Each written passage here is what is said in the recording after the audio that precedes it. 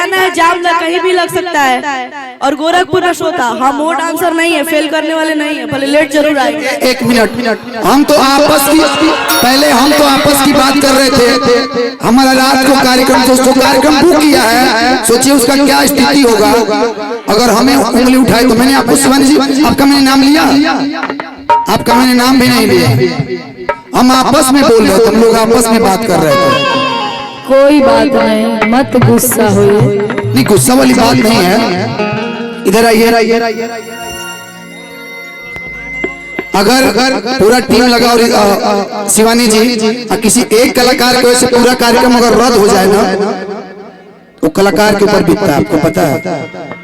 आजकल के डांसर ना 500-600 के लिए ना किसी का प्रोग्राम फेल कर दे रही है। आप पहला इंसान नहीं है, मेरी 500 लड़कियां फेल की हैं। प्रोग्राम खत्म हो जाने दीजिए, उसके बाद बताएंगे भोजपुरी में कौन लोगों को काम कराएगा।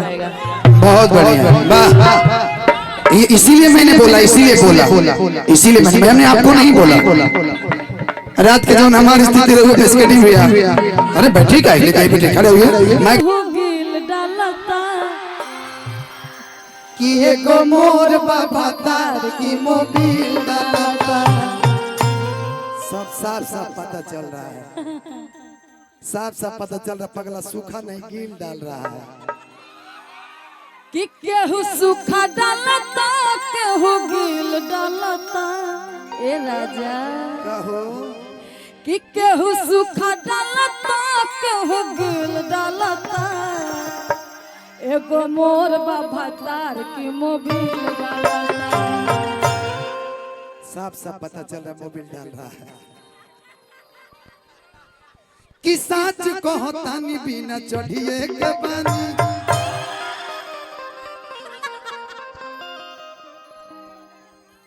कि केहू सूखा डालता, केहू गिल डालता।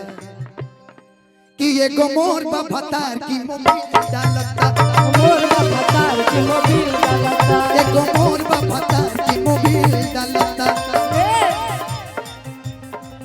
केहू सूखा डालता, केहू गिल डालता। केहू सूखा डालता, केहू गिल डालता। तो एगो मोर बाबा तार की, एगो मोर बाबा तार की मोबिल डालता। एगो मोर बाबा तार की मोबिल डालता।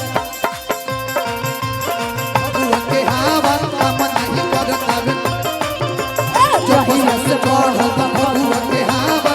मौज के सूट नहीं करता दावा। लोटा है, लोटा है, लोटा है। बोल बबुआ काहे ना रोता है, फौज को दूध नहीं होता। बोल बबुआ काहे ना रोता है, ये फौज का दूध नहीं होता। एगो मोर बाबा तार की मोबिल डालता। एगो मोर बाबा तार की मोबिल डालता।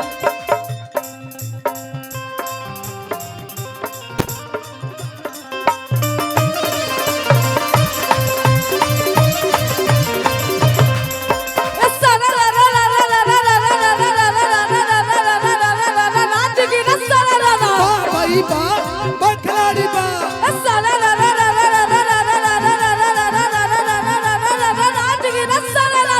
बाई बा बखलाड़ी बा। जीजा जी कोहल साली साली भाई साली साली। बाई बा बखलाड़ी बा। जीजा जी कोहल साली साली। केकरा में रंग हम डाली डाली बोलो हाय रे हा।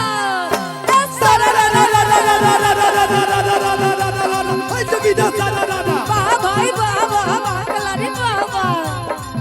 अरे नहरे जात रहनी मिलल एगो लोटा भैया, मिलल एगो लोटा।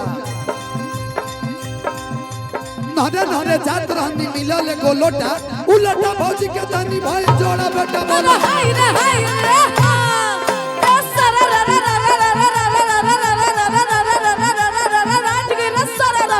बाई बा बखलाड़ी बा। बाई बा बखलाड़ी बा। जनता ने का तू रंगल चाहे खेला रे जीजा।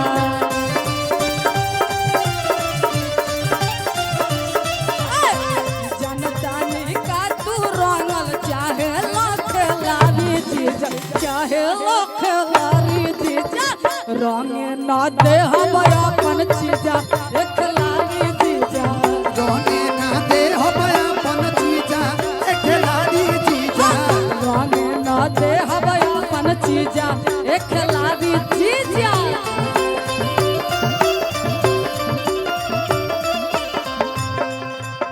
बाकी बड़ी सुंदर भाव में एगो साली अपना जीजा जी से और जी लगाओ तारी और मजाक कर तारी कह तारी का ए जीजा जी होलिया में सो अरे होलिया में कहे तुम पढ़ेलू सुनर को साली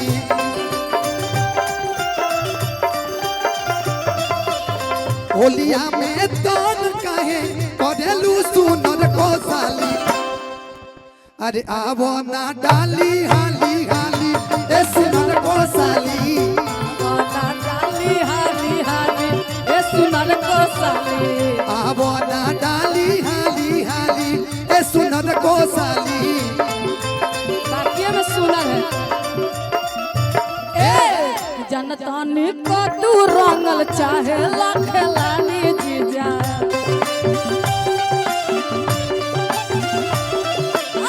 जनतानी का तू रंगल चाहे लाख लाली जीजा मजा नहीं आ रहा है बाप हो बाप थोड़ा आप लोग हल्ला करके जे एनी उठा ली ए राजा इधर आइए ए राजा करेजा में समा जा कि जनतानी का तू रंगल चाहे लाख लाली जीजा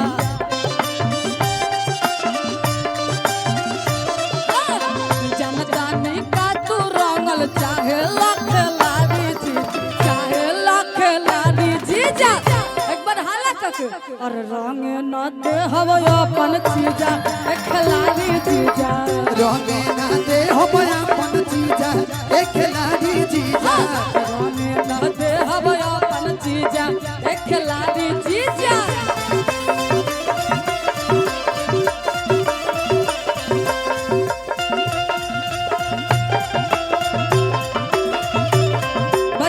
बजरंगा बली मोली में मोर काम कैसे चले कैसे चली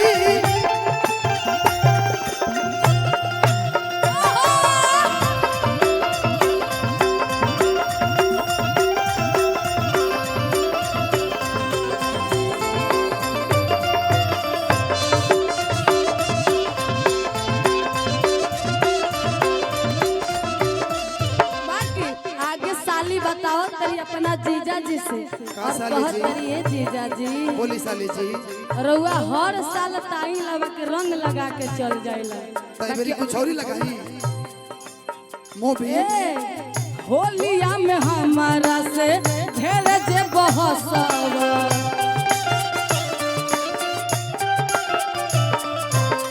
धनंजय शर्मा तू तो फेरा में जे फसवा सही बात बा होलिया में हमारा से ढेर जे बहसवा धनंजय शर्मा तू तो फेरा में फसवा जनतानी को तू रंगल चाहे लाख लाली जीजा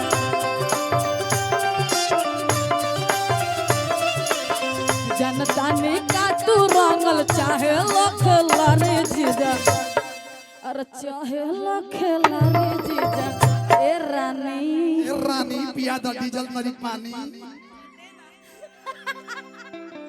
पता नहीं मुझे अच्छा, क्या हो गया है ये हमेशा बोलते रहते हम गाड़ियों में रहते तो बोलते रहते कि जनतानी का तू रंगल चाहे लाख लाली जीजा हाँ, जनतानी का तू रंगल चाहे लाख लाली जीजा और चाहे लाख लाली जीजा रंग न देहब अपन जीजा एक लाली जीजा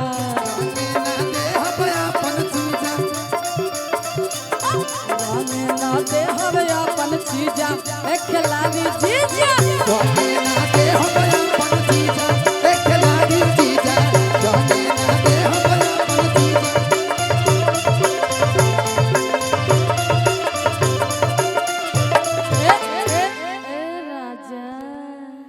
एक गाना जन